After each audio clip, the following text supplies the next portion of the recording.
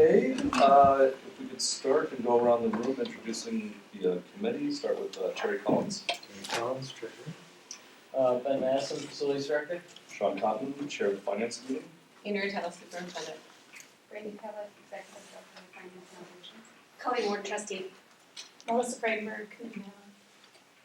Okay, and so we have a few important items tonight, and for that I invited, or at least let the rest of the board know, as well as future trustees.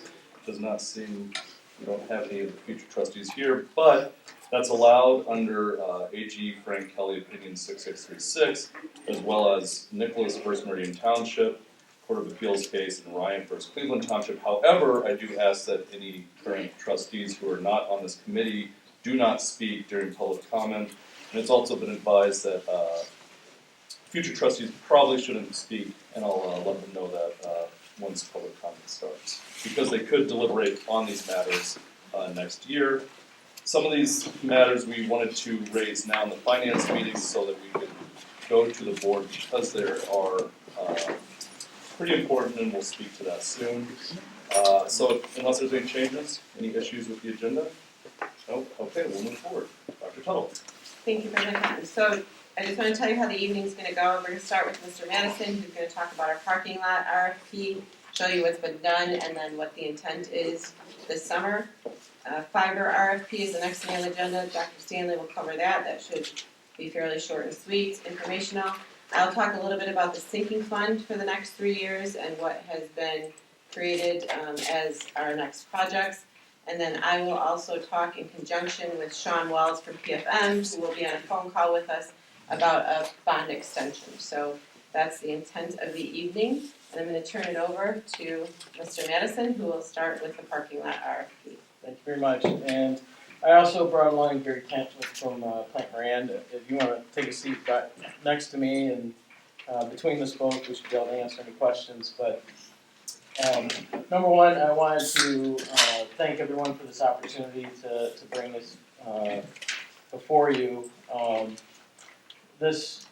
When I first started with the district, and I told some of you the story. When I first started with the district, I was taking a lot of the projects that I inherited to the finish line, and that was fine.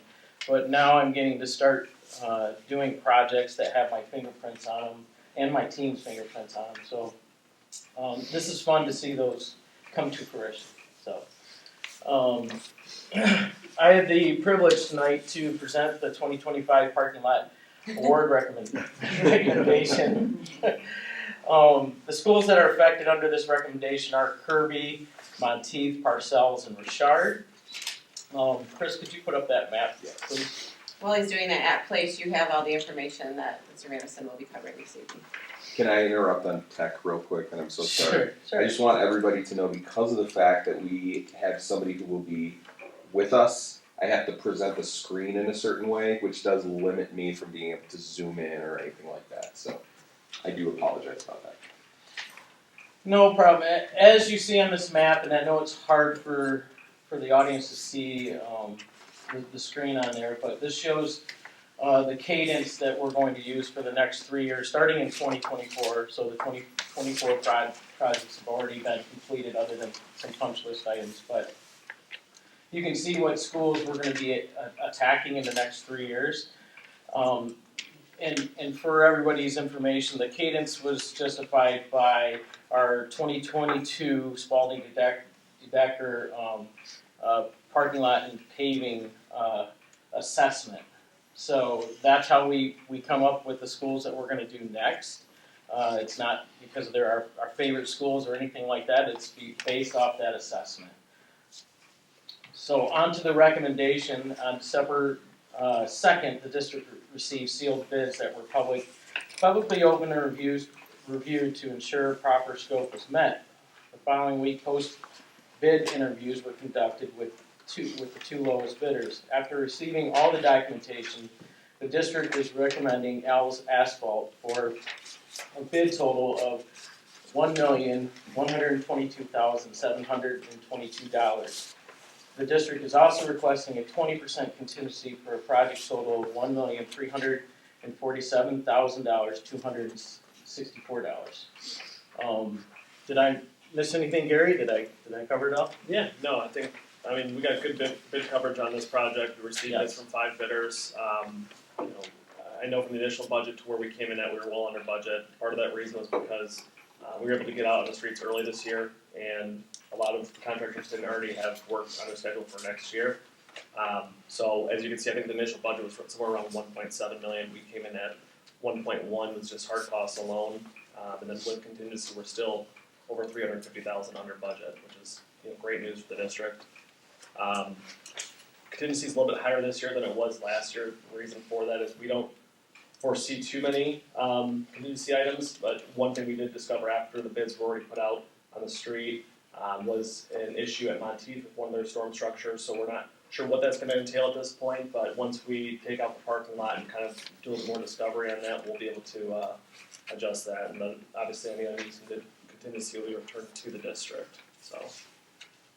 And after interviewing Al's, they've done schoolwork.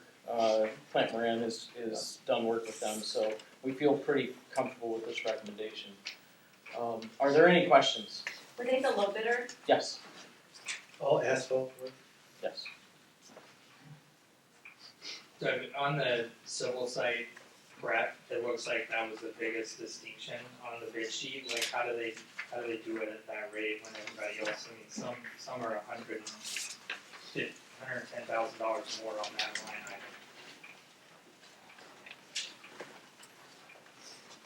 Yeah, and I think the other contractors were more worried about what they didn't know.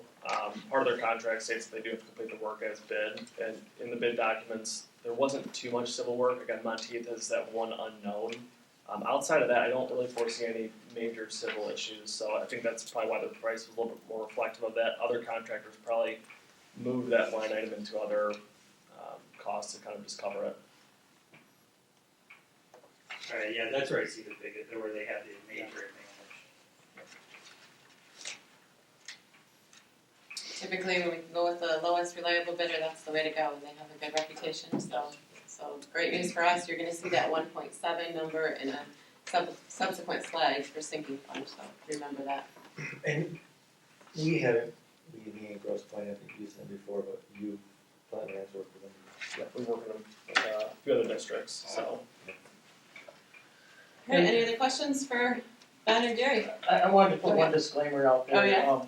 That map up there, and I know Dr. Tuttle will probably touch on this later on, is we do reserve the right to change it, the project schedule based on a number of situations out there. If I'm overlapping a project with Chris's team, or we just reserve that right. So it's this is our intention, but it's not written in stone. Sorry, one more question. Yeah. This starts, I would imagine, the day school ends? Mhm. There's no summer school or summer things Work going on at around these all of that, particular yep, we have to schools? schedule accordingly. Alright,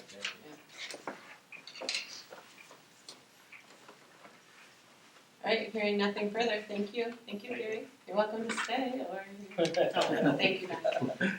Alright, Dr. Stanley, fiber RFP. Yeah, so this is actually just more for awareness or anything like that. I'm not bringing anything to this committee right now in regards to responses. Just want to make everybody aware that we have gone out on the street. When I say we, our technology department has gone out on the street for a fiber splicing project that's out there. If you might recall, I did come to the finance facilities last year to make you aware that this was something that we were doing. I'm gonna go backwards real quick just to kind of explain what fiber splicing is. Right now, we have fiber that runs through our whole entire school district, and it's in that of a ring. So it just goes into a big circle. And that ring goes in 2 different directions so that you have fiber coming in both different directions into each building. The unfortunate part of having just a ring, though, rather than a spoke, as it can go on, is say there's a power outage, or say, we get some nasty wind out here that takes certain things out. If Barnes is sitting in between Ferry, that the power has gone out, and it's sitting in between Monteith, and the power has gone out there, but not at Barnes, they lose network too. And so we felt it was really important, really more so because everything runs on our network, especially not just, getting onto Gmail, it's really our phones now too, run that way. We thought it was gonna be really important to assign this project and get more of a spoke version throughout our district. So now it really would be truly running from parcels to every single building that's out there. We wouldn't be looking to add any new fiber, it's simply splicing the dark fiber that we currently have buried underground. When we did go out for bid last time, the responses were very few, and it was much higher than we had originally thought. And so we did our homework a little bit more this time, and we're hopeful that we'll be able to get some better responses at a much lower price. I also do want to say, right now, we're probably planning for an estimate to be around $50,000. This is E-rate eligible. We are an E-rate district, which does allow up to 50% of what that would look like. Because I don't have any of the responses right now, I couldn't tell you exactly how much we could be getting back from E-rate. And I always like to say could, because it's never a guarantee, but it is a strong possibility that would be out there. So this really is just more for awareness or anything. Once we do get those bids back, which would be on January 24th, I'm hopeful to have some good news that I would be bringing back, and we would be looking for the board I believe I would be presenting it to the board on a first read on February 18th at that time. Happy to answer any questions. You've told us previously about some areas that weren't connected in the first go-round. Is there an opportunity to connect some of those? I think, I don't know whether it was the press box. Yeah. So I would fields or. So I would consider those two different projects that are out there. Right now, we would just be looking to build the spoke of the ring that we currently have out there. In order to, you're right, so when we were talking about sinking fund projects, some of the things that we might be able to do is, build a couple of laterals or bore some different fiber over to the press boxes that way. That would just have to be a completely different project. Does that make it easier? While doing this at the time? No. Does the new spoke as opposed to ring make it easier to do that? I don't think necessarily that really would be the case in this situation, just because, if we're taking fiber out, it would just be a different direction. It's building a lateral that we would be doing at that time. Thank you, Dr. Stanley. Appreciate that. All right, moving on to sinking fund. What I'll be providing for you this evening is the next 3 years of projected projects. I'm going to echo what Mr. Matteson said with regards to any of this can change depending on the needs of the district. So if something happens where you have a sinking or a sinkhole somewhere, you obviously have to take money from a project and move to that. But for now, I'm going to start right at the top of the slide. The beginning fund balance is about $1.1 million after all of our projects have been paid for last summer. We have one more collection in this current sinking fund cycle, so not the one that we just voted upon. We have one more collection at roughly $3.5 million. The sum total of that, and then when you take out all the things that we want to do, tuck pointing, roofing, entrances, doors, windows, sidewalks, instructional technology, you can see the costs associated with all of those things. Building specific scope, as you know, we already brought the Grosse Pointe North bleachers. Those are the bleachers for the gymnasium, so that's a go for next summer. And then what we just talked about, there was an estimated, and this is where I said, remember that $1.7 million, that actually came in less at the 1.1, except for the contingency brought it to about 1.3. So there's about a $400,000 savings for that. Gives you the total with the 1.7, so at $4,068,131, leaving the projected fund balance after all of those projects at $548,480. Carry that over to the next slide. So you start with the 548 at the top. Now you're collecting in the December of 25. We'll be collecting the new sinking fund, which equates to about $11 million a year at the 3 mills that was just voted in. The projects are listed: sidewalks, fencing, soft costs, staff laptops, uninterrupted power supply for buildings, door access and security. And we can go back through these, but I just want to take you through the monetary portion of it. That equates to the 11,282,310 if you see as the total. When you subtract that from what we had in the bank, we're left with $266,170, which then carries to the next slide for the following year. So this is a 3-year plan with anything subject to change. You see that $266,170 at the top. Again, the collection of 11 million in 26-27. The projects, and you can see a big one with the roofing at 2 million. Soft costs again, which is the design, contingency, and permits. When you see that, the wired network, security, unforeseen emergencies at 1 million. Building specific, you can see the GP South Chiller and Tower, parking lot projects. That'll be the ferry and Pierce, which is carryover from the parking lots that we just referenced in the plan that we have. And then the Grosse Pointe South football field at 1.3 million for a grand total of $10,924,738, giving the projected fund balance at the end of the year at roughly $341,000. So I just wanted to show you in total, we have a plan for the next 3 years, obviously subject to if things happen that require us to defer costs from one to the other. I think I gave that example numerous times in sinking fund presentations. If you've saved and saved and saved for a new dishwasher, but your refrigerator happens to break, you have to prioritize the refrigerator is probably more important than a dishwasher. So then you take money from the dishwasher, and that's going to have to be put on hold until more important projects are funded. So I'm going to go back then, if you can go to the first slide of the 3, please.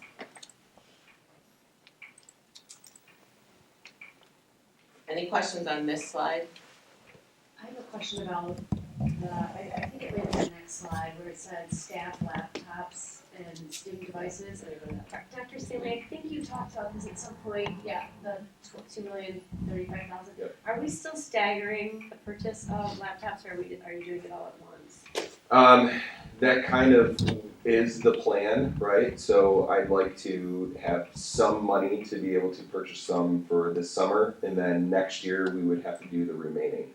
Because we are a little bit further behind than what we had originally planned for, I'm not going to be able to stagger it as much as I originally intended to, so it'd probably be over 2 years instead of the 5 that occurs. However, that being said, after we do this purchase, right, of year 1, year 2, then we'll be able to stretch it out more and get us back onto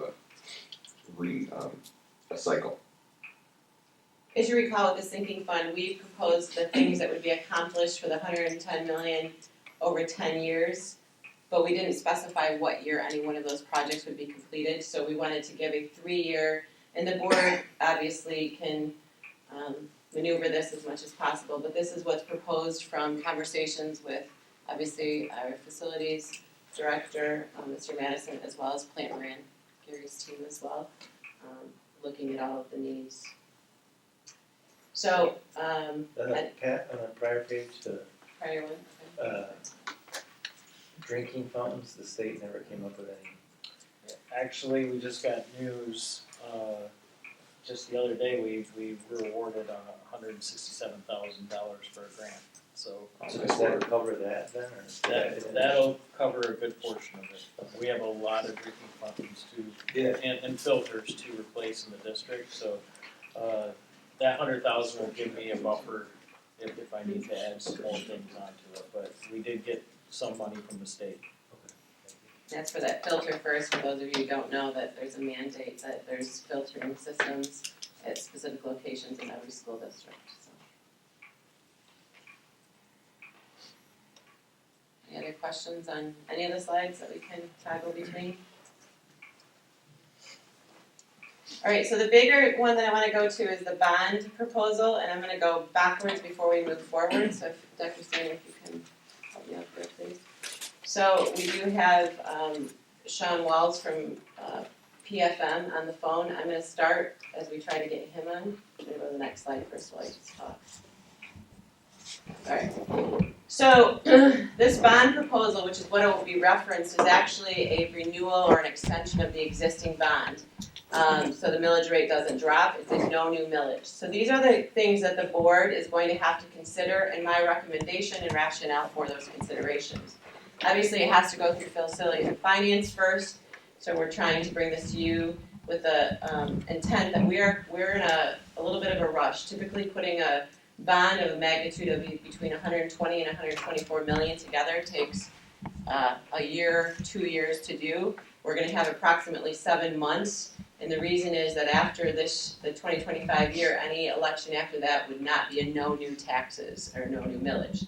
So I'm going to start with the end in mind. This is one of the things that the board's going to have to consider in my recommendations. Then I'm going to have Sean Walls from PFM come in and kind of explain how we got here. So should a bond extension be presented to the voters? My recommendation is going to be yes. My rationale, I don't mean to demean anyone's intelligence, but I'm going to read it to you. A bond would generate approximately $120 million in revenue without increasing the current millage rate for Grosse Public Schools taxpayers. Data indicates that school bond elections with no millage increases have a significant higher passage rate of 84% compared to those involving a millage that involves an increase of only 51% passage rate. This approach maximizes the likelihood of voter approval while addressing the critical needs in the district. Number 2, when should the bond extension be placed on the ballot? My recommendation is going to be November of 2025.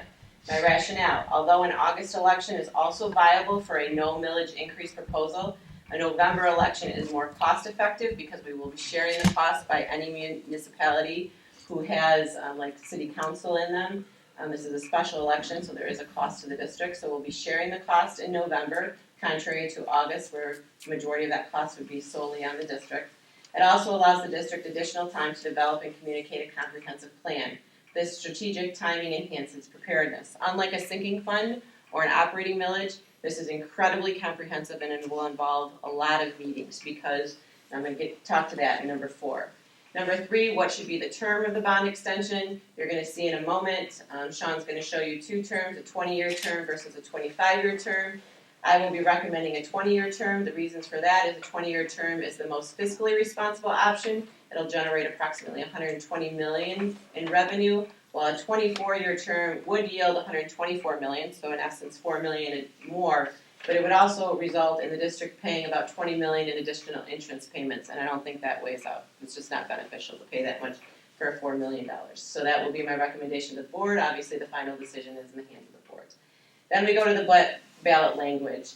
And bond ballot language, there's legalese in it, but then you also have to be somewhat specific on what your use of the dollars are for. So obviously, you can say for refurbishing buildings, building, whatever the case may be, but you have to be somewhat specific. What are you looking at?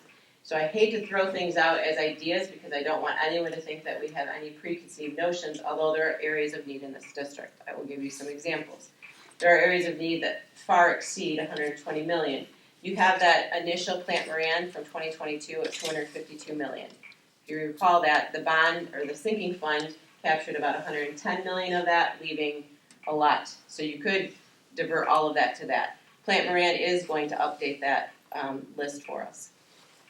Once that list is updated, I intend that we're going to kind of pick some things on that list, but also include some other areas that may or may not be on that list. For one thing, just as an example, this is not a deciding, I want to be very specific of that, but the C building at North, which is our fine arts, is pretty dilapidated. So that might be something to consider. Whether you consider an athletics, whether you consider pools, whether you consider, there's so many things to be considered in the district.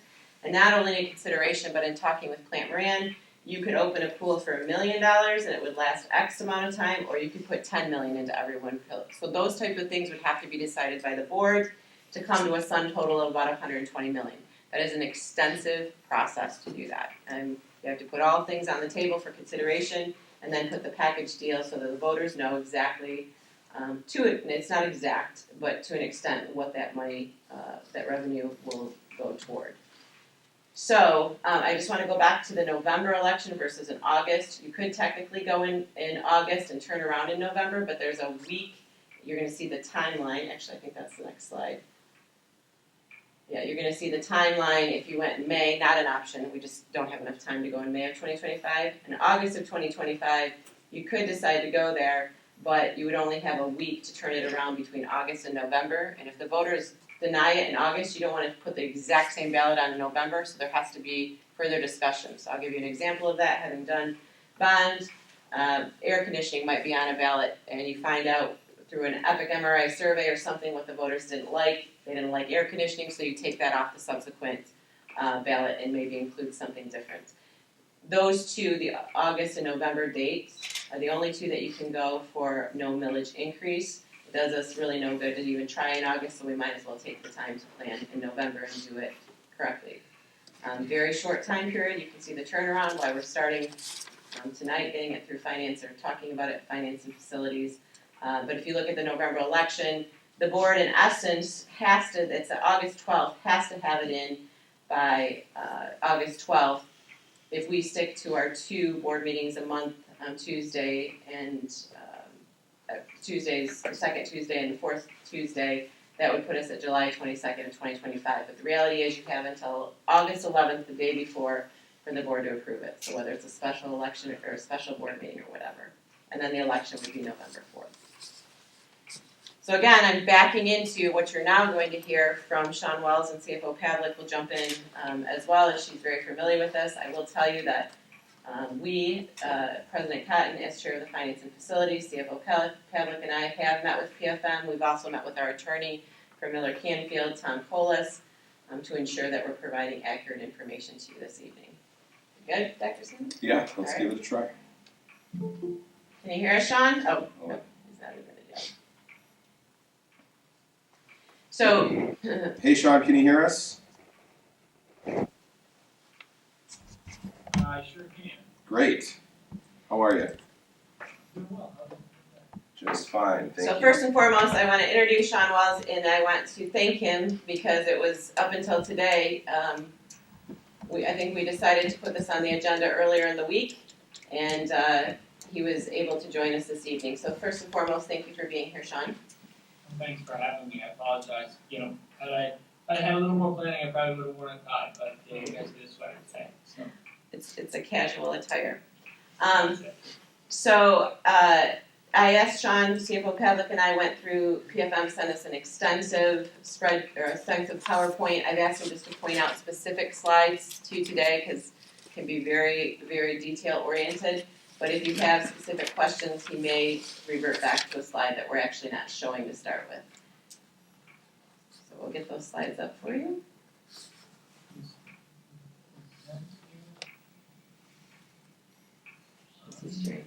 Can you see it? Oh, Sean, were you going to be sharing your screen, or was he just going off let's see of our if I can presentation? do it here. Can you all? Hold on, give me 1 sec.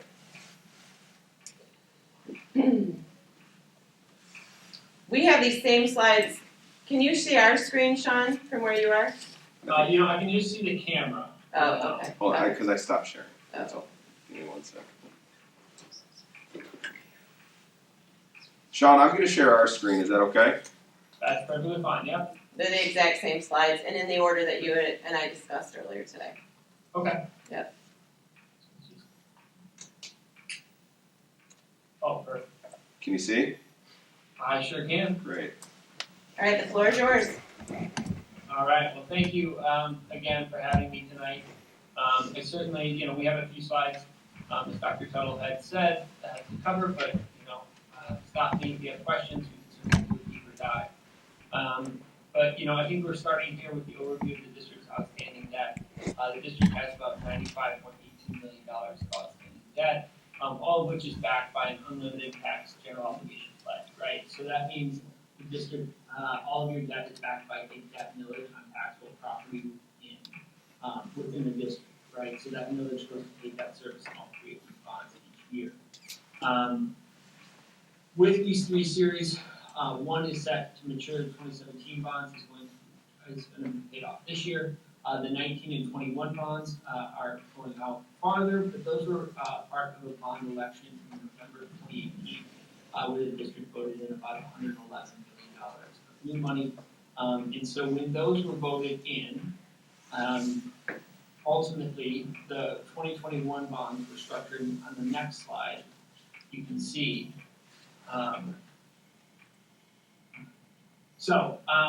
As you can see here on the next slide, the 2021 bonds were structured to create a drop in the district's debt millage. So at the bottom here, there's a table that just shows the projected debt millage for the district going forward. So 2024 is this year's levy, this current year. which is just at 3.14, which is where you have been since 2019, since the new bonds were voted in. But after this year, that millage is projected to drop off about a mil, right? So down to about 2.14, 2.12, somewhere in that area. So although, that is a projected drop, in the near future, that presents some capacity for new money at what we call a no millage increase, right? Or a no millage increase. So it allows the district to go out to voters and say, hey, we're gonna borrow some additional dollars for capital within the district and your tax rate is not gonna go up. We'll get to some statistics later, but that's certainly generally a more successful, opportunity than asking taxpayers for a tax increase. Sean, can I yeah. stop you and have you explain why we would not have been able to go out for a bond prior to this being at the 3.14? So why we have to go in 2025? Yeah, absolutely. So, as I mentioned, in 18, you voted in new bonds. You issued those bonds in 19 and 21. And those bonds were structured to keep your millage at the 3.14 mils up until this year. And then after this year, that millage is projected to drop, right? So, before this time, there really wasn't an opportunity to ask for, a no millage increase because your debt service requirements required you to hold that millage at 3.14 mils. And then going forward, obviously, as you can see that from 24 to December of 25, that bar drops off considerably. Sean, I just wanna jump in with one other thing. I already explained to them before you got in the 4 questions that the board will be considering. So they're well aware of that. So as you go along, just so that's already been explained to them. Yeah, no, great. That's helpful background.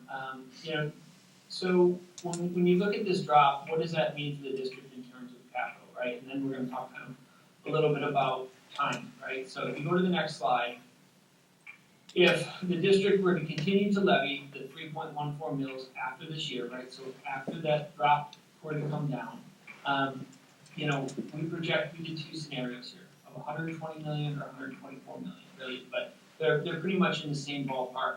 And we probably just talk about table 1A at 120 million, for purposes of this today. So, in order to kind of fill in that drop, and if you continue to levy 3.14 mils, you could borrow approximately $120 million in the next 5 years for capital, right? So what does that look like? That's 3 series, so it's 1 in 25, 1 in 27, and then the final in 2030, all around 20-year repayment terms, right? So those bonds would be repaid back, over 20 years. A lot of other numbers on here, but, going to the right, you just show that the maximum debt millage is 3.14 mils, right? So no increase to your current levy on taxpayers. So just kind of understanding that, as that were to drop off on the existing debt, you'd be filling in new debt on top of that, to the tune of about $120 million from the tax. I'm gonna stop you again, Sean, for a second. These are the numbers that I was telling you earlier. This is the 20-year bond for the 24 and why I'm recommending the 20. This is what it would collect. This would be the interest. If you went 4 more years out, you'd collect the $4 million more. We would at a much higher $20 million. So those were the numbers that I was referencing in an earlier slide. Yep, and just to note, this assumes plausible taxable value growth in the future, right? So this is just a projection, with current interest rates and a little bit of buffer, and then assuming your tax base grows at 4% next year, 3% the next 4 years, and then 2% thereafter. So again, pretty reasonable assumptions, but certainly things we've built into these projections. On the next slide. So again, we're going to kind of focus at the top graph here, but this is really what we were talking about, right? So you can see in 24, as I mentioned, the district's debt levy, which was just done in December, is 3.14 mils. That gray bar represents where that existing millage, absent any intervention or any new money, bonds, is expected to go, right? So that mill is expected to drop off in the next year, right? So if you Hey Sean, I'm gonna stop you again, I'm sorry, can you go to the next slide? I have a slide where that's bigger, that I think would be helpful. Another one. Yeah.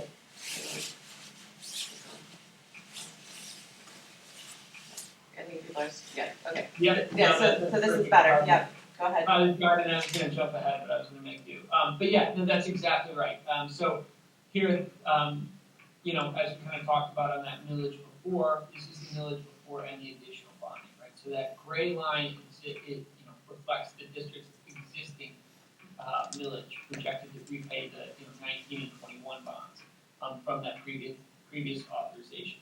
So if you held that the millage at 3.14 mils, these blue lines represent that additional debt capacity that can be repaid in borrowing the 120 million. So you essentially fill in that cliff with new debt without a tax increase to taxpayers. If that makes sense. And as you can see too, you know, the other thing to look at is, again, these are just projections and they assume future taxable value growth, but you know, you do also, you're not handcuffing yourself for 30 years here with, you know, a projection of, 3.14 mils, in about 15 years, that's projected to have another crop, right? So some of that is projecting or thinking ahead and saying, we're gonna preserve some additional capacity down the road, when and if we need more capital. Any questions on this slide before we're gonna go back, any questions on this slide? Alright, you go back, sorry, I didn't mean to jump ahead, it was easier to see. Oh, no, go back. Yep, so, okay. I kind of already talked about this, Sean, this is just why I already kind of explained why November versus August, so. Are Okay, there any questions on that one, reiterating all of that? Alright, so we're good with that. Okay. So if you just wanna kind of go through the timeline, that would be great. Yeah, certainly. So, what does this mean in terms of execution, right? So, from a bond perspective, in October of next year, we will be getting ready to go. So we'd be getting, bond council will be putting together a resolution, probably for your review, not for your execution yet until after the election. We'd be talking about sale method, either picking an underwriter or going with a competitive sale. We'd be putting together a preliminary official statement, which is essentially a prospectus for municipal issuers. Describes the bonds, describes the repayment, describes the credit quality of the district. We'd be applying for a credit rating. The district has a current outstanding rating with Moody's, but that would be then applied to the new bonds. So it's just another part of the process. And then, you would ask voters on November 4th to pass this bond resolution, or this bond election. And as soon as that were to pass, the board would probably have to have a special meeting, consider the board resolution to adopt, to authorize the issuance of bonds.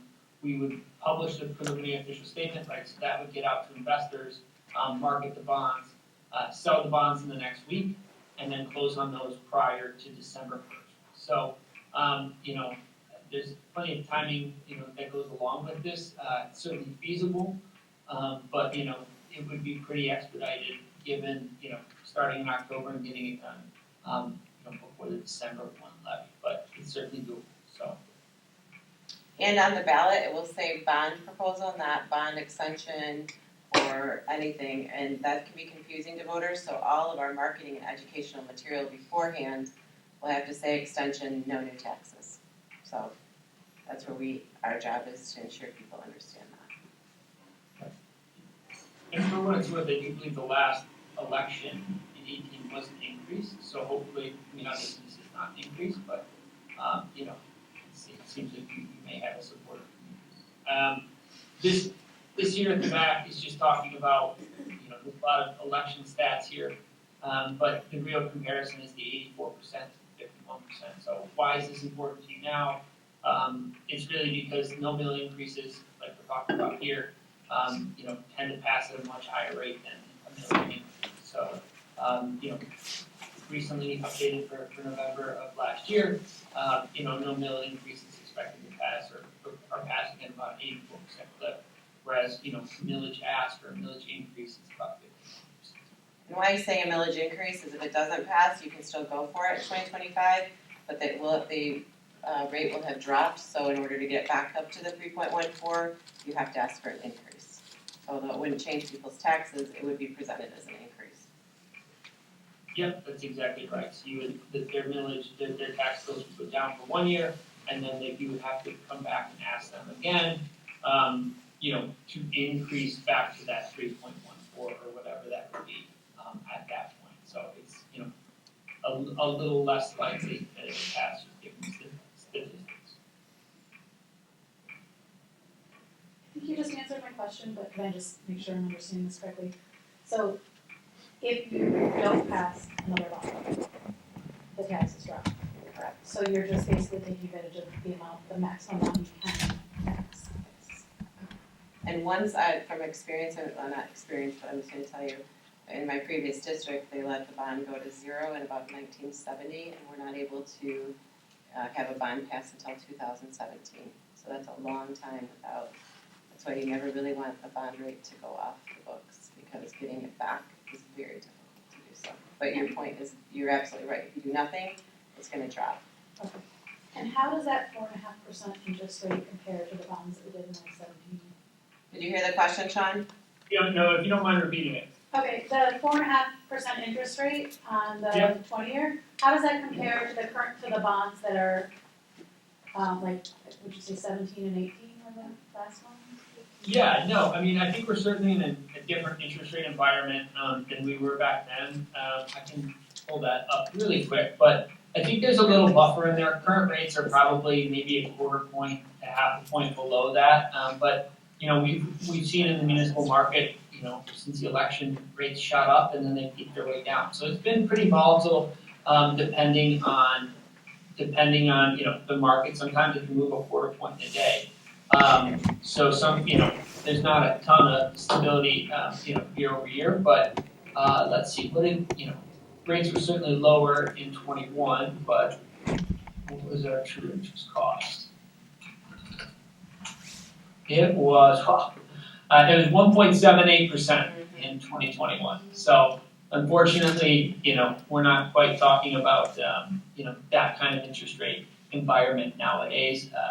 That was pretty much at its lowest in the last couple of decades. Thanks so much. Can you explain again why, if we waited a year, the bond would go increase? So I'm gonna answer that, Sean. So if you can go back to that slide, that bar graph slide, the bigger one.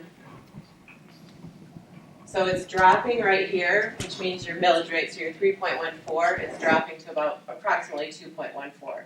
So if you don't go now and keep it, then it drops as of December, and then you're gonna have to ask for that extra mill to regain. Yes. Does that make sense? Yes.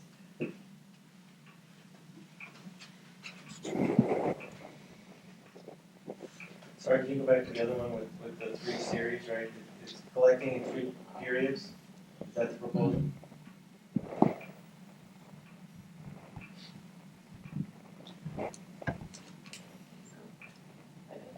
So it's collecting 45 million in 2025, 45 million in 2027, 30 million in 2030. Yep.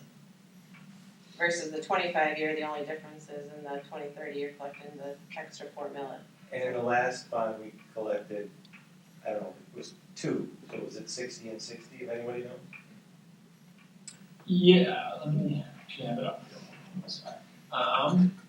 So yeah, exactly. So the 19 bonds netted out about 67,950, and the 21 bonds netted out about 43,080. So 111,035,631 in total. So about 67.95 and 43.08 between the two.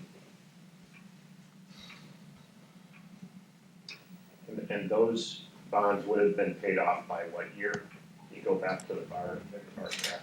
Yeah, so the 19 bonds will mature in May of 2039, and the 21 bonds will mature in May of 2041. So those are both 20-year bond repayments as well. So similar to what you're contemplating here with Table 1A in terms of the term.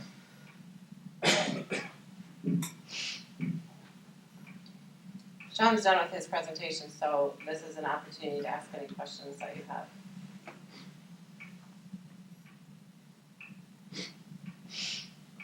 So I was around for the 2018, I think my daughter just, I don't know which one she was in, but I remember all the town hall meetings, that there were a lot. That's when they did the warm, safe, dry, and there was, the sticky notes that everybody talks about.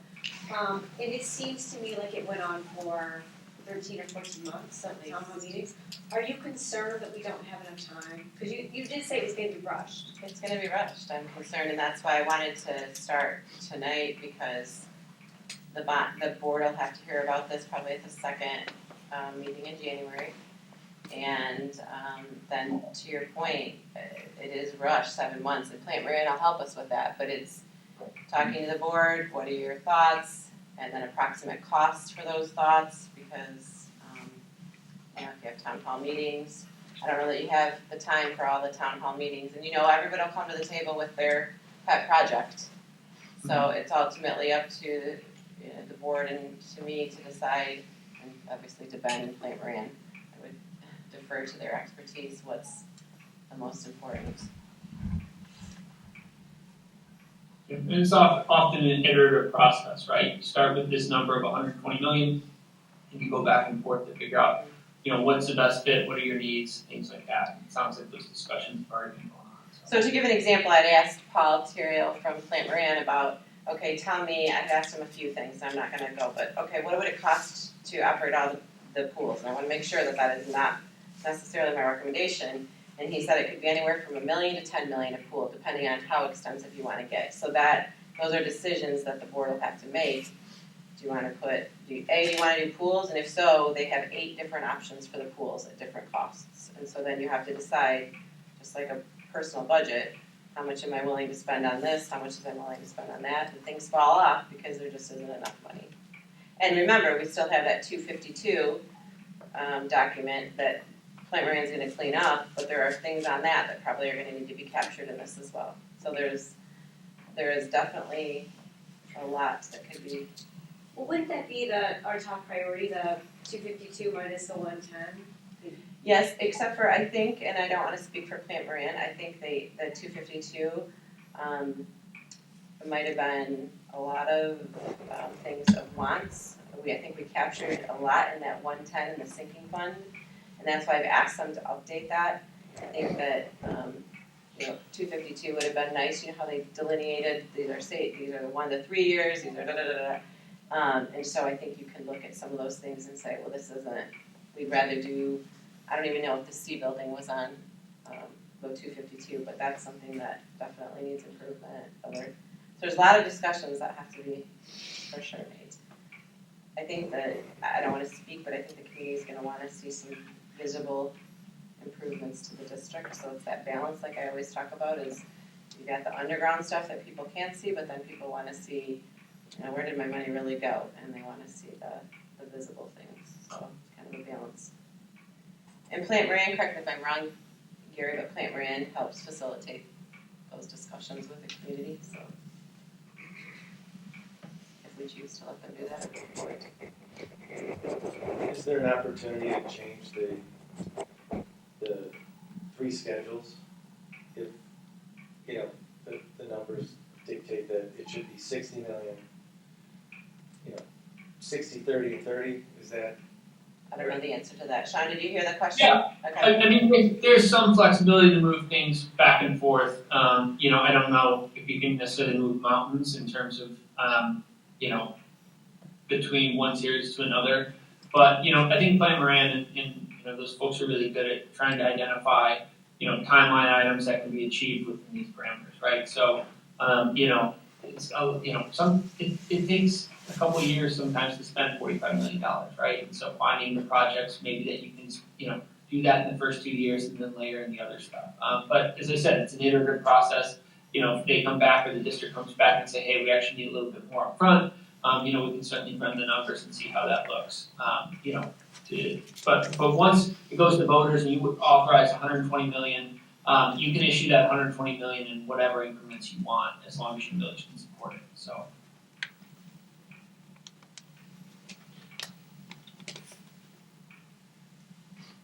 Anything else before we let Sean go? So this timeline that is on the screen now says this doesn't become a question again until 2039? Correct, right, so that's given, I mean, given what we have here today, this projects that, in order to borrow 120 million, you probably keep your debt millage at, 3.14 mils, till 2038, 2039. And again, that assumes your tax base grows 4% next year, 3% the next 4 years, and then 2% thereafter. So, certainly reasonable, but we can move that around too, right? So some of that, if the district thinks maybe, that's too conservative, or if that's, too aggressive, some of that can be moved around. And the other main difference between the 20 and the 25 year is sometimes, although there's that additional interest cost with the 25-year option, it does spread that out a little bit more, so that drop, maybe a little larger in 2038 and 39. So, but, again, that's 15-ish years away, so.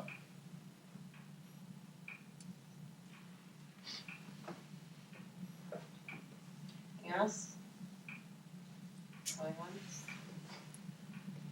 Going twice? All right, thank you, Sean. Very much appreciate you being here again on such short notice, and thanks for sharing your knowledge and expertise with us. Thanks, Sean. No problem, appreciate you having me. Thank you, have a good night. Thanks, you as well. All right, any public comments? Yes. Yeah, I had some ideas in my head before I got here, but I appreciate everything that was said. This was very interesting to me. In my eclectic financial career, I was involved both on the underwriting side, as an investor side, and on the taxpayer side. So just comments and take them as you will. From the underwriting side, you want to put your best face out to the public. And I guess, the project I was involved with was the Denver airport, which was the first airport built in decades. This was the late 80s. And so we had to do a lot of tap dancing to figure things out and make a lot of representations, which may or may have been panned out. So I understand that, and I empathize, and more than empathize with that, and based on a lot of projections. So I guess my concern is just that as Dr. Tuttle pointed out, you have to be pretty specific on what you're spending the money for. And there are a lot of unknowns here, and it's not anybody's fault. It's just the nature that we all know of maybe a declining, maybe a stabilizing, maybe not a growing student population, older buildings, all these intangibles that make it, I think, difficult to figure out how much money you need, where the money is. And, there could be worst case scenarios. I mean, say the population goes one direction, you end up closing north. I'm not saying you should. I'm just saying that's a bunch of sinking fund money. Technology is a really big, expensive piece. The last meeting a couple months ago, you talked about $33 million. It's tough to implement. It becomes obsolete. So there are a lot of moving parts here. So just that makes it tough for you as issuers to sell that. Putting on my investor hat, finding nothing about what's going on here, I'd say, if I'm sitting in New York or upstate Michigan and I want double tax exempts, I'm saying like, well, they had a lot of contention here. We're wondering about management. If it was a company, we're wondering what they're going to do with the money. I want a higher interest rate because there's more risk. I mean, it's a GO, so you have ultimate tax-paying authority. You can have, as an investor, the rating is the rating, but when you try to market it, you may have to pay up, and you lucked out in the last cycle. It was low. Now it's, who knows? And to your point, that extension cost you, another $4 million. So maybe you adjust, those things. So it just becomes trickier to convince the public, as investors, that we'll buy it, but we want X. Then something occurred to me this week. As a taxpayer, I think the first time since we've been here in 9 years, coming from Colorado, that I actually looked at my tax bill, and I noticed that one of the biggest components was debt service. So there are a lot of business people in this community. I'm just saying, this isn't a deterrent, but I look at that number and I go, man, the schools, which we need and I'm obviously in favor of, are basically, as we know, the biggest pieces. But what surprised me was the proportion of debt service as to the total bill. So when you go to sell this, you know, there are a lot of sophisticated people in this community. I don't know if everybody looks at their tax bill, I just happen to do it, and I happen to be in the business in the past, so.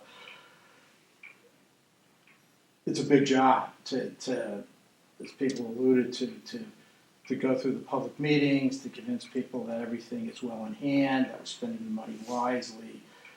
I mean, I just run across people, all age brackets, people with grandkids here saying like, I looked at my tax bill and I'm unhappy. You know, and I mean, there's just observations that it's a process. There are a lot of, as you pointed out, a lot of intangibles, a lot of projections that can change. And saying, I've seen how the sausage is made, so I empathize with what anybody who's trying to issue in this environment are doing. But I think we have to be really thoughtful about it, of how much money we really need to sell it to the community, and the validity of the projects. And let's say things get reconfigured and we end up busing kids around the schools and closing buildings. It may or may not happen. I mean, a lot of things could happen between now and then. So just to think about all those things before we rush into, I'm not saying rushing, into another issuance. That's kind of, my multiple perspectives. Okay, so Any other public comments? Yes. ditto. Right. And so, there's been comments around the population decline. Right. So SEMCOG shows basically since 2002, 25% decline in student population across the state. Right. And I saw Plant Moran had a 6% decline over, I can't remember years. And we can pull from SEMCOG the data, I think I probably have it, that'll show the decline in the Harper Woods for this district. This shows that it's going to show a decline similar to or more than that 6%. Okay, so when you take a look at the decline in student population, we need multiple sources of that besides Plant Moran. Okay, and it exists because its SEMCOG data has it 30-year 2050 forecast. That's out there. All right. Also, glad to hear that Plant Moran's going to redo the 2022 infrastructure capacity assessment. Hopefully they won't remove or they won't revise the conclusion unless it's valid. The conclusion says the district needs to right size. That's the Plant Moran statement, besides all the infrastructure stuff. It says it's emotional, it's hard, but you got to do the leadership and right size. Go into that. Don't know what that is, right? I know trauma comes into this as well, and et cetera, right? But basically, this is, it's nice to get the money and have all these plans and show all the infrastructure stuff, getting money in, spending money, it's wonderful. But what's the big jigsaw puzzle look like that says the capacity, et cetera, all these things put together and says, well, if we have to do right sizing, well, the money shifts here and here. We don't spend money on that building because X or Y or Z. That's what we're looking for. And he's absolutely correct. I would highly suggest you do your Epic MRA poll. Okay? It'll be enlightening, I think. All right? Okay? But you guys know where I stand after third meeting now. And I don't just represent myself. So. Any other public comments? All right, any committee member comments? Just in closing, thanks for making me a member of the committee a year and a half, 2 years ago.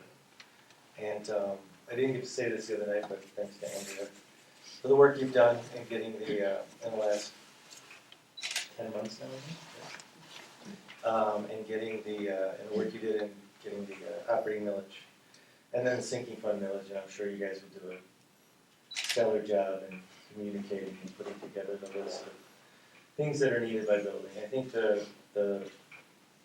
was looking at 2039, somewhere in 2034, 35, right? 35, your sinking fund millage is gonna expire, and you're gonna be in a position where you're gonna, again, you have to go back to potentially extend the sinking fund. And I think the Plant Moran projection was 10 years, and 10 years is over in 2032, I guess. Whether you want to believe it was 252 or somewhere more or less, but this alone will only get you to what they said would be needed in 10 years. And there's going to be that gap again in what's required. But thank you, all the committee members, elected and appointed. Appreciate your time and efforts over the last 2 years that I've been here. So thank you. Any other? I just want to start everyone happy holidays. Mr. Collins, thanks for your service on this committee. Will you, at some point, Ben, give us a list of the critical needs? Sure. I mean, it doesn't have to be tomorrow or anything, but I mean, at some point, so that when we get in January, we know what we're looking at. Because I know you did that for the sinking fund. Do you understand what she's asking? Cause I don't. Was it the 2022 one? Is that the one we were talking Well, about? I mean, I guess just what you, so if we're gonna be considering this bond, what are you looking for as, Sure. I mean, it doesn't have to be detailed, but just sort of some ideas of what you think we need, because you're the expert here. I mean, I'm not asking you to answer this right now, but I mean, are pools a priority to you? Is the C building a priority? I guess that's what I'm looking for, is hear like what the expert thinks is what we need this money for. Yeah, absolutely, I can work with, Plant Moran and Dr. Tuttle and provide. Just like high view, not like. Sure. I would agree, I think that that's absolutely, the difference maker with the sinking fund and with, just like when we did Trombley. Getting to what are those real needs, outside of, I've seen the $252 million number as well. And, getting to that realistic number after the sinking fund, I think would be very helpful, so I'm glad we asked. I'll also say, I think that this is gonna be a possibly political bond. I mean, when I got on the board, I think that was one of the big surprises that I had was how much more there was needed outside of the bond that was raised in 2018. And I think a lot of the community, and I know a lot of the community thinks that covered a lot of the needs in the district. And I'm happy that there is this ability for no new taxes. And I think it's what will save this if it's possible. And I do think we really need to be targeted. We have to have a strong showing of priorities. I also think we're going to have an agreement not to close any schools. I disagree with the speakers. I don't think this community wants to close any schools. I don't think we need to in terms of the finances. And so I think that's going to have to be something that is agreed to in order for this to pass. That's just my opinion on it. I would agree. I think there's a lot of bitterness in talking about the sinking fund stuff, trying to promote that, especially people whose schools have closed and that safe, warm, and dry didn't feel right even at the time. The last bond would have passed. I didn't love that. So if we're thinking about closing buildings, then we cannot tie the money to each building, because if you have people that are attached to their building and they vote yes on a bond and then their building closes, that's gonna hurt us down the road for anything we come to the taxpayers for. Any other committee member comments? Administration comments? All right, we're adjourned. Thank you.